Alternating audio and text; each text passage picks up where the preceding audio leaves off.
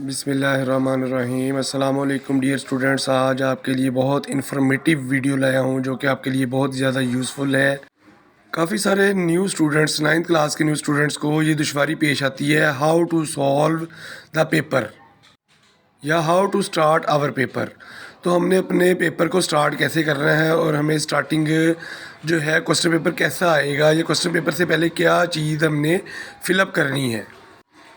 ये बहुत इंपॉर्टेंट चीज़ है जिसको समझना हर स्टूडेंट के लिए बहुत ज़रूरी है, क्योंकि इसकी प्रैक्टिस बाज़ स्कूलों में नहीं करवाई जाती, लेकिन इसको समझना बहुत ज़रूरी है ताकि इसको समझे बगैर आप इसको प्रॉपर तरीके से सॉल्व नहीं कर पाएंगे और आपके मार्क्स ज़ाया होने का ख़तरा है।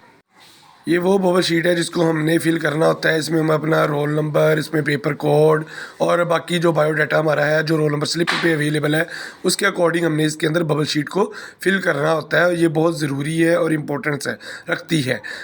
इसमें हल्की सी गलती भी हमारे मार्क्स को ज़ाया कर सकती है, इसलिए हम कुछ इन्फॉर्मेशन, कुछ हदायत इसके बारे में जानते हैं। उम्मीदवार को सिर्फ नीले या काले पेन मार्कर इस्तेमाल करने की इजाज़त है। इस बात का खास ख्याल रखें कि दायरा मुकम्मल तौर पर पुर हो और स्याही दायरे से बाहर ना निकले। जैसे कि आप देख सकते हैं कि बबल को सही तरीके से फिल करने का स्टाइल सही अंदाज में लिखा गया है। ऊपर पिक्चर में डायग्राम में बताया गया कागज़ को मोड़ना या स्टेपल करना मना है। दायरों के ऊपर दी गई मखसूस जगह पर रोल नंबर और पेपर कोड लिखे और नीचे दिए गए दायरों को इस तरह पुर करें कि हर खाने में एक हिस्सा आए। नोट: एक से ज़्यादा दायरों को पुर करने, काट कर पुर करने की सूरत में आपका जवाब गलत कंसीडर किया जाएगा। तो आइए अब वीडियो की तरफ आगे बढ़ते हैं और हम ये जानते हैं और ये सीखते हैं कि अब हम अपने पेपर को, बायोडाटा को किस तरह फिलअप करना है इन बबल शीट पर।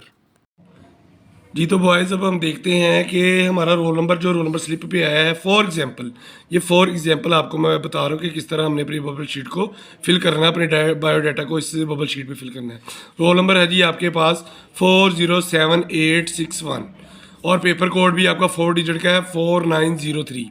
अब सबसे पहले हम अपने रोल नंबर को फिल करेंगे और बाकी डाटा भी फिल करेंगे। रोल नंबर है जी हमारा 4, ये आप देख सकते हैं फिंगर में मेरी 4 है।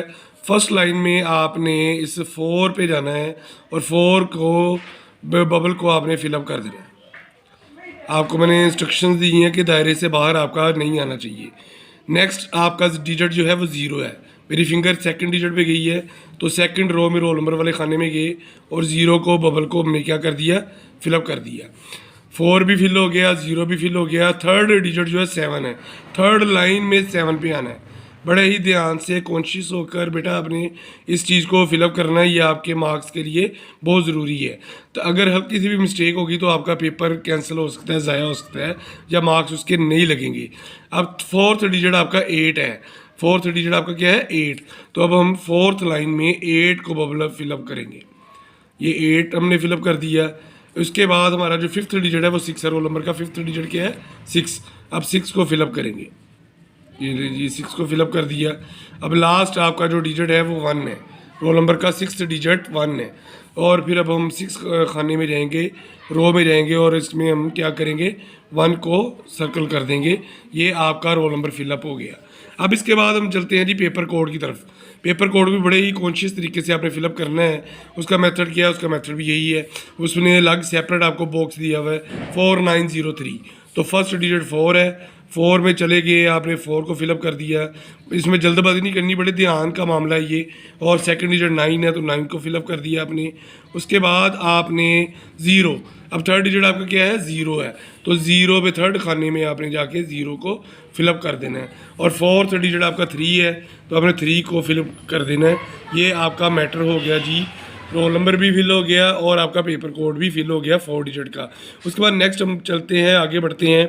उसने पूछा है हमारे पास डेट क्या है, तो आप रेलिवेंट डेट जो पेपर की है, जैसे फर्स्ट मैटर का पेपर जो है वो 4 डेट को है, 4 3 4 मार्च 2024। ये आपने डेट उससे मुतलका जो भी रेलिवेंट पेपर है उसमें डेट डाल दी। मैट्रिक का पेपर है या इंटर का है, क्योंकि आप मैट्रिक से बिलोंग करते हैं, 9th-10th है तो आपका मैट्रिक है, तो आप मैट्रिक को फिलअप कर देंगे। इंटर वाले इंटर को करेंगे, आप मैट्रिक को कर देंगे 9th-10th वाले। उसके बाद पार्ट 1 है, ये पार्ट 2 है। अगर मैट्रिक है तो पार्ट 1 9th होती है और पार्ट 2 10th होती है। क्योंकि 9th वालों को मैं इंस्ट्रक्शन दे रहा हूँ, 10th वालों ने तो पेपर दे दिए, उनको पता है इस मेथड का, वो पार्ट 2 को करेंगे 10th वाले। 9th वाले पार्ट 1 को बबल को फिलअप कर देंगे। उसके बाद नेक्स्ट है जी आपके पास एनुअल है, ये सप्लीमेंट्री है, चूँकि अल्हम्दुलिल्लाह आप एनुअल में क्लियर कर रहे हैं, फर्स्ट टाइम कर रहे हैं, इसलिए आपका ये एनुअल है। ए मीन एनुअल और एस मीन सप्लीमेंट्री। अब सप्लीमेंट्री में नहीं है, खुदा न खासा सप्लीमेंट्री में होंगे तो सप्लीमेंट्री को फिल करेंगे, ये एनुअल के बबल को फिल कर देना ए। उसके बाद आपका ग्रुप जो है मॉर्निंग में है, ये इवनिंग में है, आपने इस चीज़ पे कॉन्शियस होना है बड़े ध्यान से, क्योंकि फर्स्ट टाइम ग्रुप है तो जो 8:30 पेपर शुरू होता है वो मॉर्निंग होता है और सेकंड टाइम आपका जो है इवनिंग है। तो अब आपने देखना है ये कौन सा है। तो फर्स्ट टाइम को हम फिल करते हैं, क्योंकि मेरे पास जो रोल नंबर स्लिप है उसमें फर्स्ट टाइम के पेपर डेट शीट आई हुई है मॉर्निंग। अगर सेकंड टाइम 1:30 बजे पेपर स्टार्ट है तो आपने उसके लिए इवनिंग का वर्ड यूज़ करना है। सब्जेक्ट अगर आपका फिजिक्स है तो आपने नीचे PHYSICS। अब नेक्स्ट बढ़ते हैं हम, यहाँ पर आगे ब्लॉक दिया हुआ नेम क्या है, फादर नेम। स्टूडेंट अपना जो नेम है वो लिखिएगा, for example Mohammed Usman. Next father name Abdul Gaffar. ये मैं आपको स्पेसिमन दे रहा हूँ कि आपने how to fill your bubble sheet. Student name, father's name. अब यहाँ पर रोल नंबर इन वर्ड्स में पूछा गया है, क्योंकि मैंने टेम्परेरी रोल नंबर ऊपर बबल शीट में फिल किया था। ये रोल नंबर है जी हमारा 4,07,861। अब नीचे जाते हैं और इसको अब हम वर्ड्स में फिल करते हैं। 4 लाख FOUR 4,07,861। ये इस तरह आपने अपने रोल नंबर को अपने टीचर से आपने लिखवा लेना है और उसको राइट डाउन कर लेना है, ताकि आपको कोई कन्फ्यूजन ना हो, या अपनी रोल नंबर स्लिप के पीछे लेड पेंसिल से लिखवा लें ताकि आपको भूल ना जाए। 4,07,861। ये उस सूरत में है इन द केस कि अगर फॉर एग्जांपल आप बबल शीट से ही फिल नहीं करते तो यहाँ से आपके रोल नंबर की शनाख्त हो जाती है। अब सिग्नेचर ऑफ द कैंडिडेट का पोर्शन आ गया जी, यहाँ पर हम अपने सिग्नेचर कर देंगे और नीचे सिग्नेचर ऑफ इन्विजिलेटर है। ये जो ड्यूटी पे आपका जो टीचर है वो उससे रेलिवेंट है, ये वो खुद फिल करेगा। तो इस तरह ये अपने इधर वाली जो साइड है ये आपको मैंने गाइड कर दी कि किस तरह आपने फिल करनी है, और मैंने आपको ये सारा व्यू इसका दिखा दिया दोबारा वंस अगेन। ये आपका जनाब ये सारा ओवरव्यू है जो कि अब हमने फिल कर लिया इस पोर्शन को, और आप इसको देख सकते हैं कि किस तरह आपने वहाँ पर इंस्ट्रक्शन शीट को फिल करना है जी। तो बच्चों ये अब आपकी सेकंड साइड है जिसमें आपने बबल शीट है जिसमें आपने अपनी ऑब्जेक्टिव को फिल करना है बड़े ही ध्यान से कॉन्शियस होके। तो ये स्कैनर के ज़रिए आपकी ऑब्जेक्टिव चेक होती है, स्कैन में उन्होंने कर देना है, रख देना है उसको, उसने ऑटोमेटिकली आपके बबल शीट को टिक करके, अगर आपकी ऑब्जेक्टिव 15 मार्क्स की है या 12 मार्क्स की है या 19 मार्क्स की है तो उसने उतने करेक्ट ऑप्शन लगा के मशीन ने ऑटोमेटिकली फॉरवर्ड कर देने है टीचर को। जी बच्चों ये आपका ऑब्जेक्टिव पेपर है और अब हम इसको देखेंगे कि इसको हमने आंसर जो हैं फिजिक्स का पेपर है ये 1 बाय 1 किस तरह इसको सॉल्व कर रहे हैं। मैं टेम्परेरी आपको जस्ट की एग्जैक्ट की इसकी नहीं है, मैं टेम्परेरी आपको बता रहा हूँ कि आपने इसको किस तरह सॉल्व करना है। अब हम चलते हैं जी दूसरी साइड पे, ये हमारी बबल शीट है और बबल शीट में सबसे पहले उसने पेपर कोड पूछा हुआ है, जहाँ पर आपने अपने पेपर कोड वही है जो लास्ट साइड पे आपने प्रीवियस साइड पे आपने अपना डाटा फिल किया था, तो पेपर कोड तो वही होगा 4903। तो यहाँ पर भी आपको ये फिल करना पड़ेगा। फर्स्ट कॉलम में 4 आ गया, फिर आपके पास 9 आ गया और फिर उसके बाद थर्ड डिजिट आपका 0 है तो आपने 0 पे चले जाना है, 0 थर्ड कॉलम में 0 को और फिर 3 को फिल कर देना है बड़े एहतियात से, बड़े कॉन्शियस होकर।